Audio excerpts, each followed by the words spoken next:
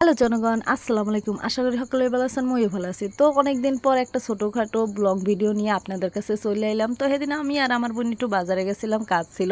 তো ওই দিন দেখলাম যে আকাশটা এত সুন্দর, হালকা রোদ হালকা মেঘ। তো আমি এবার ভার্সিটির মধ্যে দিয়ে যাইতেছি, তো এত সুন্দর পরিবেশ দেখে ভাবছি যাই একটা ভিডিও বানাই। তো ভিডিও করতে করতে হঠাৎ করে দেখি পুকুর পাশে এক ফুচকা মামা। সচরাচর আমাকে এখানে ছোটো ফুচকা পাওয়া যায় না।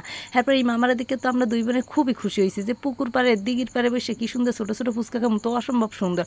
তো হেয়ে কইয়ে সুন্দর দুই প্লেট দুই বোনে ফুচকা নিয়ে নিলাম। এই দিঘির পাড়ে বইয়ে ফুচকা খাইতে মজাই অন্যরকম। আরও হয়েছে যে ঠান্ডা আবহাওয়া। তারপর ফুচকা টুচকা খাইয়ে সুন্দর করে আমরা দুই বইনে আবার বাড়ির দিকে ফেরা ধরছি। তো এখন বইনে কইতেছে চল একটু হলের দিকে যাই, হলের পিসগুলো অনেকদিন যাওয়া হয় না, এত সুন্দর ঠান্ডা পরিবেশ, তো আমরা একটু ঘুরে ঘুরেই যাই। তারপর এইবার বইনের কথা এই গেলাম, হয়েছে যে হলের পিসগুলোর পরিবেশটা অনেক সুন্দর, আকাশটা হয়েছে অসাধারণ। তখন আমি একটু ঢংসং করতেছিলাম।